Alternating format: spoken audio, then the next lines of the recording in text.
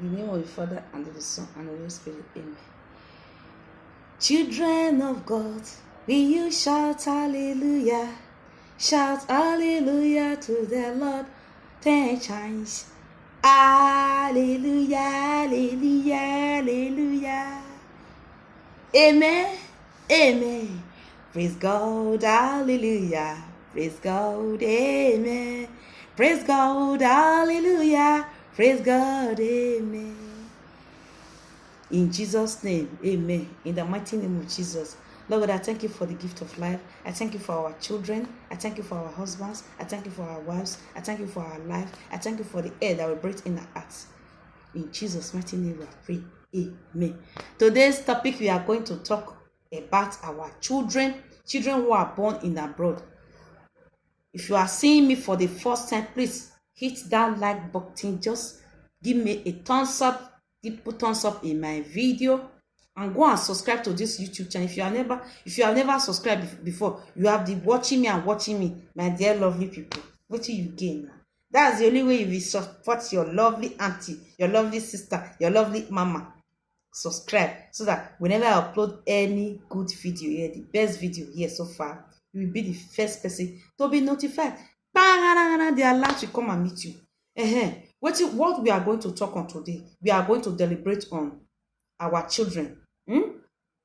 My dear lovely guardian, my dear lovely fathers, and my dear lovely mothers. At times, African parents, man, are not they to focus on male children only. When I say male children, they are special children.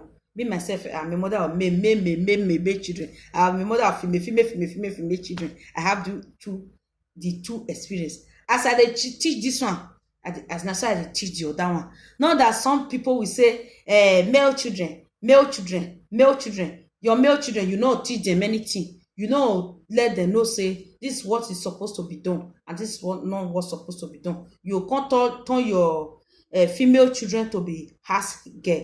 You know, let your male children they do anything. Not only female children. No. All of them, they need to be carried along.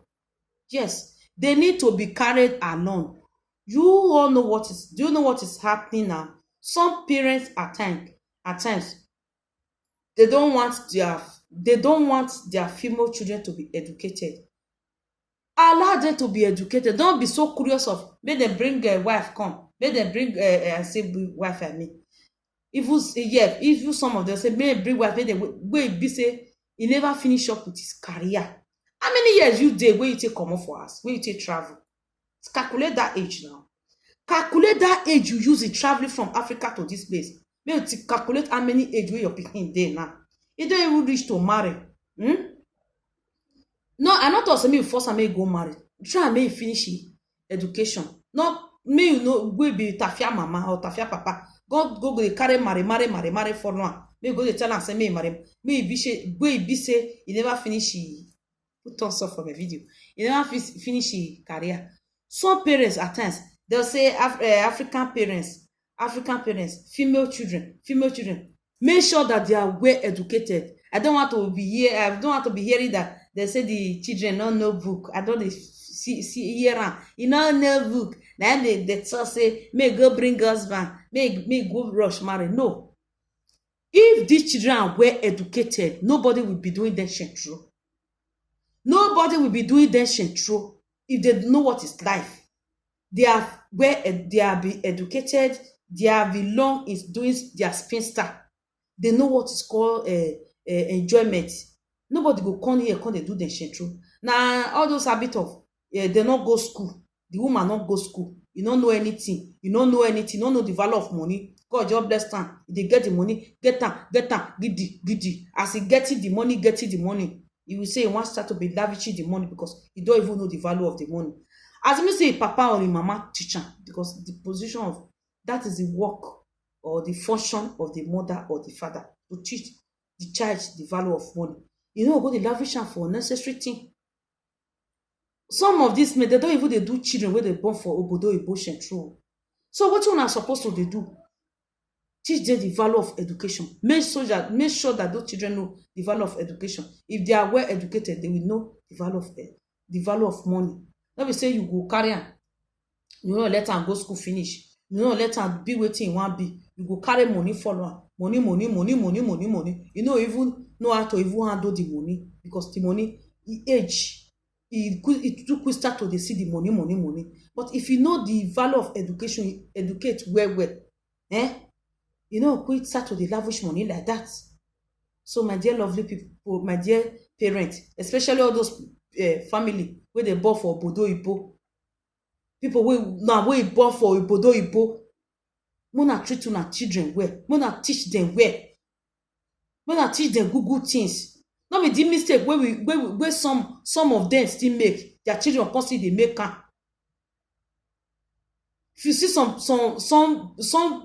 some of our, if you go detail, some of these women wey be say they educated a bit, they know wetin they know what's up, simply because of a family problem or parental background where they for come, poverty wey carry them come obodo oyibo, na make them no further their education because they want the family to be happy.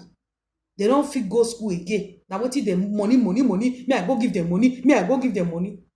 If you don't give them money, if you just start your life, so as you start your life, the children wey God give you, responsibility wey God give you for Europe, you carry am well. You go just carry am well. You go handle am well. No be say you use money die your own. You be like say your own don't spoil. Use am take go spoil all those children own. E not good. E good may be say our children wey they born for Edebi, all those things wey Oyibo people they eat, those people Oyibo people are eating. They eat it, they become pilots. They eat it, they no be human being, they do play. If they forbid wey be say our children they work for them. I want maybe say all those our children they come out of the best. All those things, amenities whether they lack for Africa, I'll be say all those our children, now I go put on. You have to add something meaningful to your future. Add value to yourself. Yes. Add value to you. Need to be educated. Because if you are not educated, life will it's just, I don't want to use that language, miserable. Life will be very, very hard for you. The life go too yakpata for you. Go too yakpata, because it go there somehow. If you not do it, if you not start to do it, start to arrange poto, the end, it's always the bad. That be the secret where some people don't know. Nothing like education. They say after all, if you come Europe, you don't start to make money. If you don't make money, that's the end. No, not be only that one. It gets some kind of thing where you need to add to yourself. See somebody now, this woman they cry. Did that video make me cry? We know they carry picture comment for this our channel. I would have shown her the video. A lady was crying. He say his boyfriend they cheat on her. They use everything money where they see. They use computer take the collector because he too go school. He knows sabi read, he knows sabi write. I would like as a woman talk true. There's no need of forming. If you don't say you know sabi read, you know sabi write. Let your ear be working. Let your ear be active. Money matter. Somebody where they go morning work, go evening work. The man will collect the money, join you. Back him. It's somehow. You guys should play so. This our new era. So I beg all those people. If you know say, if you know all this, if you know say illiteracy. You know, go school don't have to affect you. If you still born for Europe, don't let them affect your children. Work on it. Even though all the sacrifice where you make, now your children head, now something. You don't achieve something. You don't be graduate with that. Even though you know sabi read, you know sabi write. But all the investment where you don't invest, now your children head is a good something. You will gain it. Don't lavish your money. Don't encourage your children for unnecessary things that will not be helpful to them for future reference. Make sure you encourage them, push them to the level which you couldn't get to. Biggest level. That is it too. That's all I have to say about educating female children in our society. Educating female children in our society is very, very important. Please, my dear lovely brothers and sisters, you have to think of it.